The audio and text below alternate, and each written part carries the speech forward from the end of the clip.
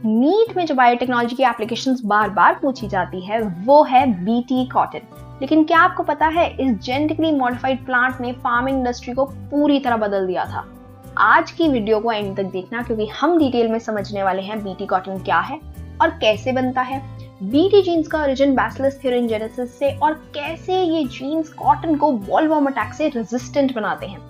तो चलो शुरू करते हैं और डीकोड करते हैं the science behind India's first genetically modified crop BT cotton.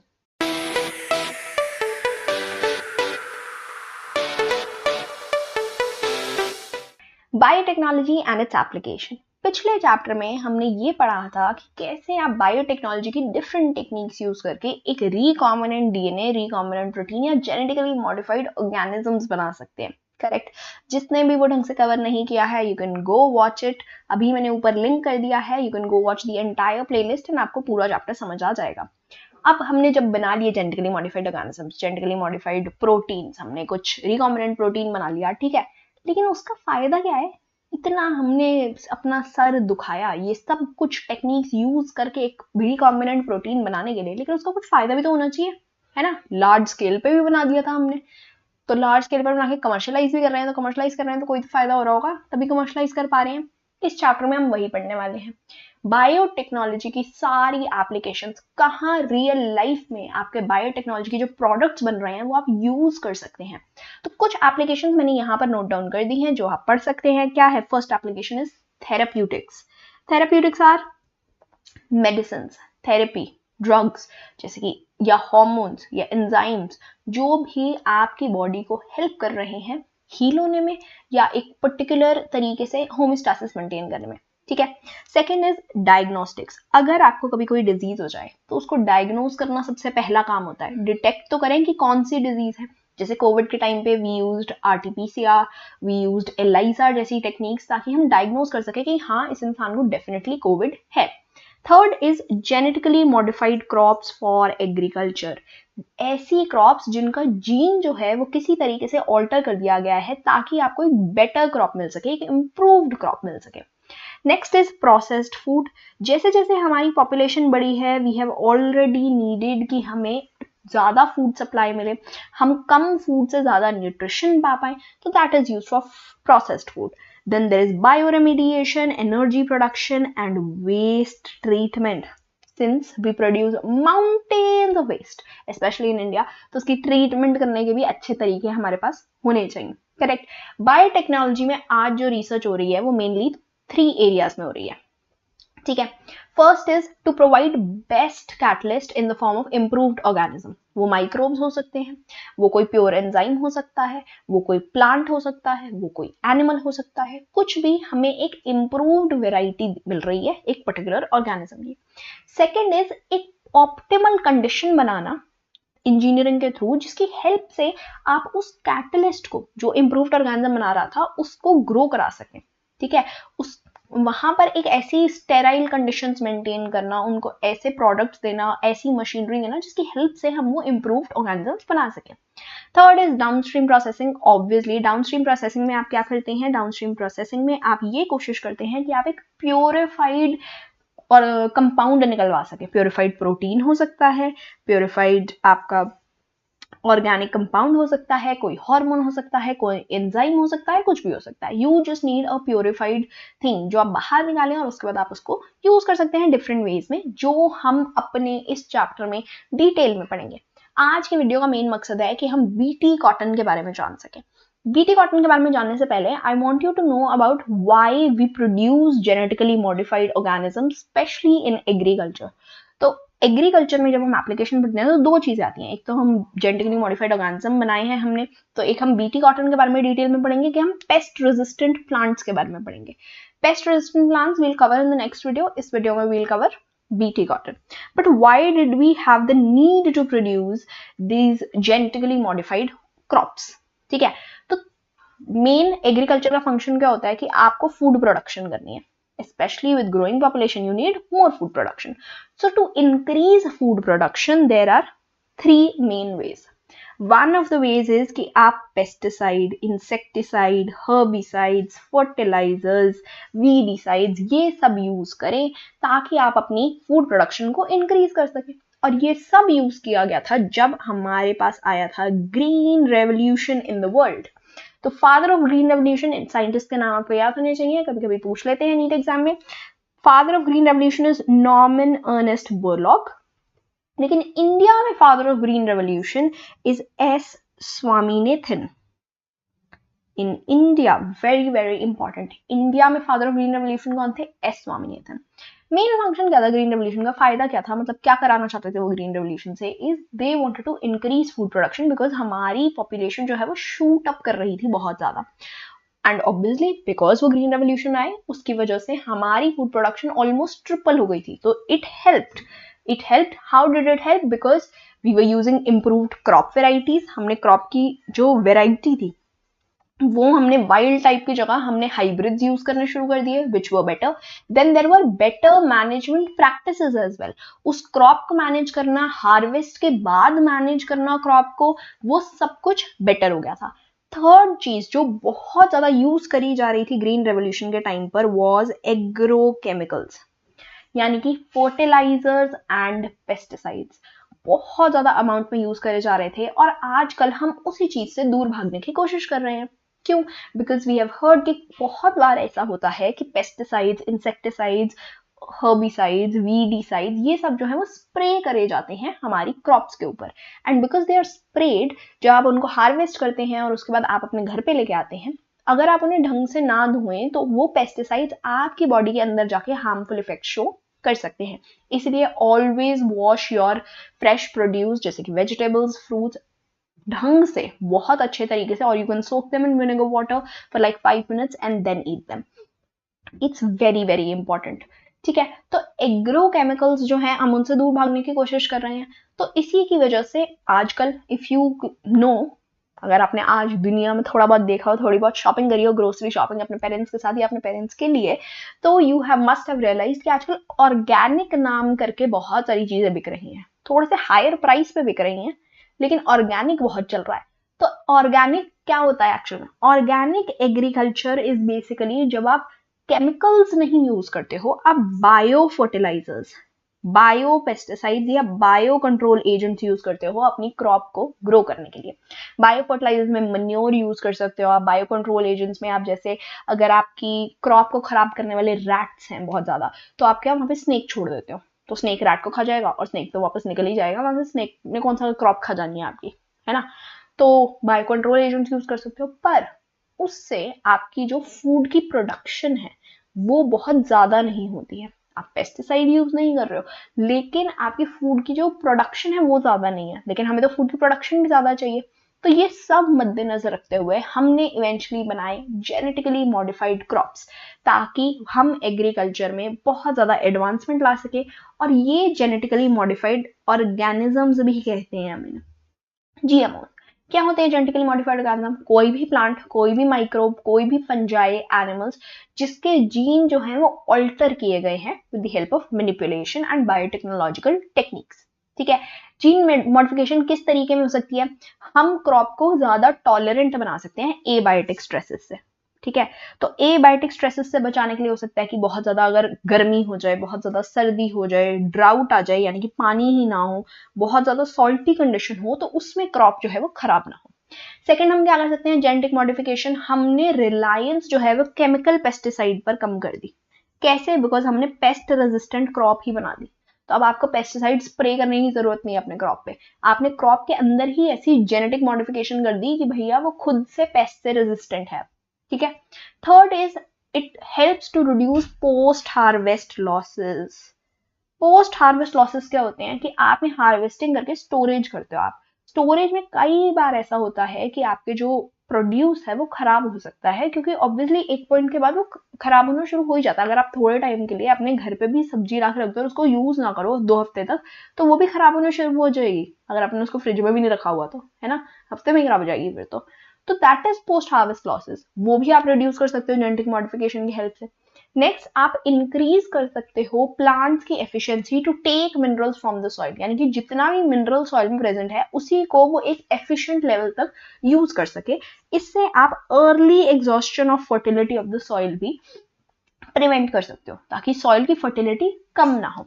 Next very very important, next is enhanced nutritional value of food, जैसे कि गोल्डन राइस। आपने क्या किया, एक स्पेसिफिक न्यूट्रिशनल क्वालिटी जो थी वो एक फूड में डाल दी। जैसे कि अगर कहीं पर विटामिन ए की एक पर्टिकुलर रीजन में बहुत ज्यादा कमी है जिसकी वजह से लोगों को बहुत सारी दिक्कतें हो रही हैं, तो आपने वहां पर, अच्छा लोग राइस बहुत खाते हैं तो आपने राइस में ही विटामिन ए डाल दिया बहुत ज्यादा। उसकी हेल्प से लोगों की स्टेपल डाइट वैसे की वैसी रही, उनको कहीं और से कुछ और नहीं खाना पड़ा है, और उसी की हेल्प से उनकी जो डेफिशिएंसी हो रही थी विटामिन ए की वो कम हो गई है अब, because vitamin A enriched rice दे दिया आपने उन्हें, विच वाज गोल्डन राइस। इसी प्रोसेस को हम बायो फोर्टिफिकेशन कहते हैं, जब आप एक पर्टिकुलर क्रॉप में, एक पर्टिकुलर प्लांट में बहुत ज्यादा मिनरल, एक पर्टिकुलर मिनरल डाल देते हैं। ठीक है, तो जेनेटिकली मॉडिफाइड क्रॉप्स एक्चुअल में है क्या, they are tailor made. Tailor made क्या होती हैं चीजें, अगर आप रेडीमेड किसी दुकान पर कोई चीज लेने जाए, आपने कपड़े खरीदे तो आप उनको ऑल्टर, थोड़ा साइज कम या थोड़ा साइज बढ़ा सकते हो, बस यही कर सकते हो, बाकी तो वो जैसे उसका डिजाइन बना वो वैसे का वैसे ही है। लेकिन अगर आप किसी टेलर के पास जाओ और उसको कपड़ा ला के दे दो कि भैया जी मुझे ये डिजाइन चाहिए, ये नेकलाइन चाहिए, इतनी लेंथ चाहिए, इतना साइज चाहिए, वैसे का एब्सोल्युटली एग्जैक्टली जो आपको चाहिए वैसे का वैसा टेलर आपको बना के दे देगा। तो जेनेटिकली मॉडिफिकेशन भी ऐसी ही है, आपको जो चीज जैसी जितनी चाहिए थी वो सब आपको मिल जाएगी। एंड इट इज किस लिए है ये, tailor made plants to supply alternative resources to industries in the form of starches, fuels and pharmaceuticals. तो जेनेटिक मॉडिफिकेशन से आप टेलर मेड वो चीजें बना सकते हैं जो आपको इंडस्ट्रीज में यूज होंगी, आप फार्मास्यूटिकल्स में यूज होंगी, फ्यूल बनाने में यूज हो सकती है, बहुत सारी डिफरेंट चीजें हैं।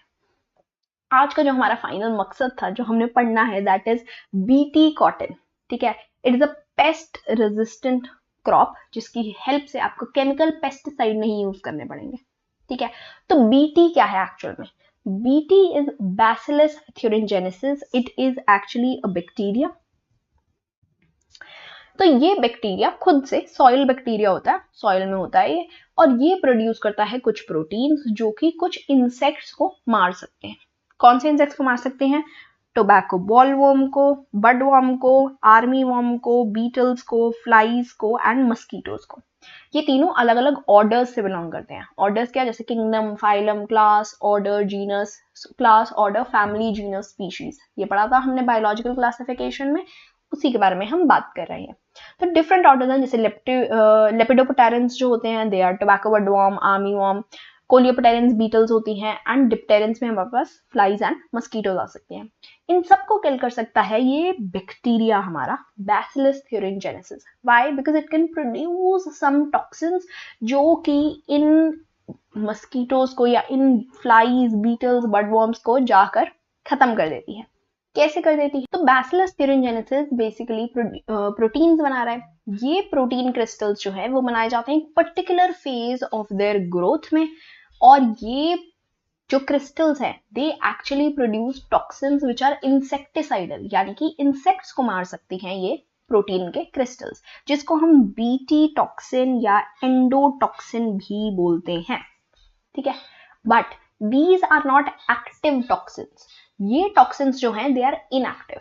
ठीक है, इनएक्टिव प्रोटॉक्सिन्स हम इनको बोलते हैं, लेकिन as soon as they are ingested by the insect, है ना, once they are ingested by the insect, they go into the gut of the insect, they become active. Why? Because there is alkaline pH in the gut of the insect. Very important. ठीक है, जिसकी help से वो सॉल्युबलाइज कर देता है इन crystals को और इन टॉक्सिन्स को कर देता है एक्टिव, और ये टॉक्सिन्स, ये एक्टिवेटेड टॉक्सिन्स जो हैं ये जाकर लग जाते हैं उसकी एपिथेलियल वॉल पर, गट की वॉल पर लगते हैं और उसमें पोर्स क्रिएट कर देते हैं, यानी कि पेट में, इंटेस्टाइन में उसकी सारी क्या हो जाएगा, पोर्स क्रिएट हो जाएंगे। बिकॉज उसके पोर्स क्रिएट हो जाएंगे, द फ्लाई और the insect eventually dies, and that is how your BT toxin works.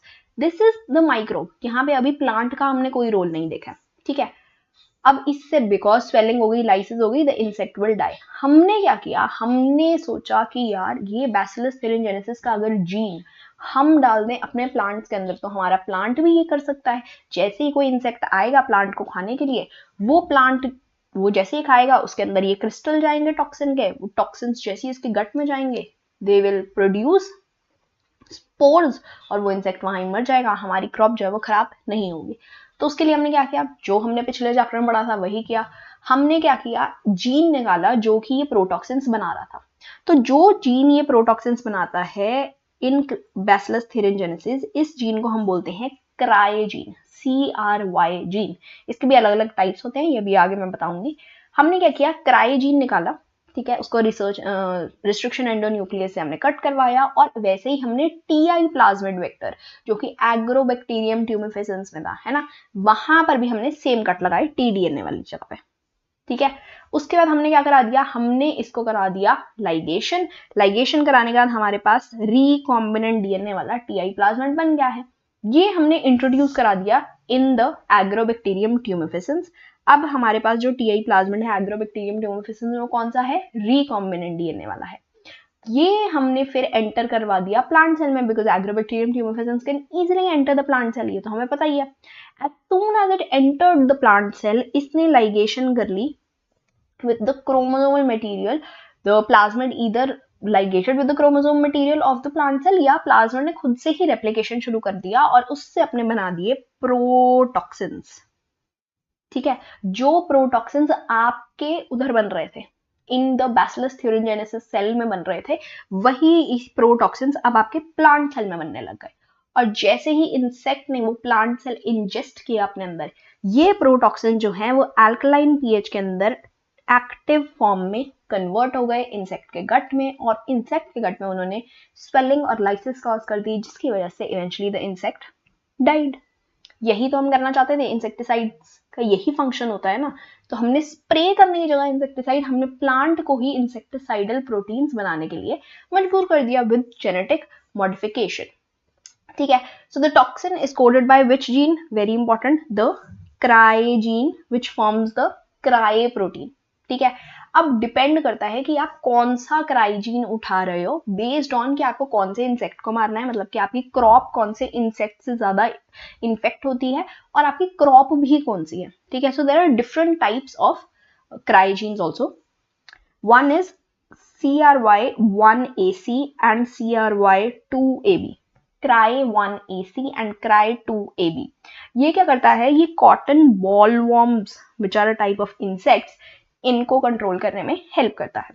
CRY1AB जो है ये कॉर्न बोरर को कंट्रोल करने में हेल्प करता है। Very important, please remember this is mentioned in the NCERT। CRY1AC and CRY2AB are used to control cotton bollworms and CRY1AB is used to control corn borers, ठीक है जी। यही है basically, हमें यही चीजें याद करनी है। नेक्स्ट चीज जो आपको पता होना चाहिए इज कि हमने डिफरेंट डिफरेंट टाइप के, बीटी सिर्फ कॉटन नहीं बनता है, ठीक है। हमने ये टॉक्सिन जो है वो काफी सारे प्लांट्स के अंदर इंट्रोड्यूस कराया है। बीटी कॉटन है, बीटी कॉर्न है, बीटी राइस है, बीटी टोमेटो है, पोटैटो है एंड सोयाबीन भी है। तो ये प्लांट डिफरेंट डिफरेंट इतने सारे प्लांट्स जो हैं इनके पास रेजिस्टेंस है इंसेक्ट्स के लिए without the need of any insecticide, और इसलिए हम इन सबको बोलते हैं दीज आर बायोपेस्टिसाइड्स, है ना। हमने क्या किया है, हमने बैक्टीरिया का जो क्वालिटी थी, इंसेक्टिसाइडल क्वालिटीज थी, वो हमने अपने प्लांट्स के अंदर इंट्रोड्यूस करा दिया। और सिर्फ एक प्लांट के अंदर भी नहीं, इतने सारे different cotton, corn, rice, tomato, potato, soybean सब के अंदर इंट्रोड्यूस करा दी है, ताकि हम इजीली अपने प्लांट को इंसेक्टिसाइड्स बना सकें, बायोपेस्टिसाइड बना सकें, ताकि हमें किसी और चीज की जरूरत ही नहीं है, हमारा प्लांट खुद केपेबल है इंसेक्ट से लड़ने के लिए, करेक्ट। और ये आपको ऑल्सो प्लीज रिमेंबर दीज। कभी कभी क्या होता है, क्वेश्चन आ जाता है ऐसे कि cotton, corn, rice, tomato, potato, soybean, tomato and any other plant, ठीक है, any other been let's say, और पल्सेस लेग्यूम लिखा हुआ है, which of the following can be genetically modified to produce BT crops? तो उसमें से आपको यही 1 2 3 4 5 6 यही 6 चूज करनी है, बाकी नहीं चूज करनी है ऑप्शन से। ये ध्यान रखना है, इन 6 के 6 के बारे में याद रखना है। बस इतना ही था बीटी कॉटन के बारे में। नेक्स्ट क्लास में हम पढ़ेंगे आरएनए इंटरफेरेंस के बारे में, साइलेंसिंग के बारे में, पेस्ट रेजिस्टेंट प्लांट्स के बारे में ही। तो अभी हम एप्लीकेशन एग्रीकल्चर नेक्स्ट क्लास में कर देंगे खत्म। I hope you like this video. If you did, make sure to share it with your friends as well and subscribe to the channel, because that is going to make sure कि आप NEET का जो exam है वो इस साल definitely clear कर दें। NEET 2026 is for you, make sure you clear it. And मिलते हैं अगले वीडियो में इसी जोश के साथ। बायोटेक्नोलॉजी का पूरा चैप्टर खत्म करते हैं। एंड ऑल्सो बिकॉज 12th वाले बच्चों के प्री बोर्ड्स भी हैं एंड बोर्ड्स भी आ रहे हैं। अब तो कितने ही 3-4 महीने रहते हैं सिर्फ बोर्ड्स के लिए। तो make sure you keep watching this videos ताकि आपके बोर्ड्स की तैयारी भी पूरी तरीके से हो सके, क्योंकि हम एनसीईआरटी के सिलेबस से और नीट के सिलेबस से बाहर नहीं जा रहे हैं। तो it is also obviously going to help you with your board exam as well. और कंप्लीटली प्रिपेयर्ड नोट्स हैं आपके पास, तो आपको कोई दिक्कत आनी ही नहीं चाहिए। करेक्ट। मिलते हैं नेक्स्ट वीडियो में। Goodbye everyone, have a great day.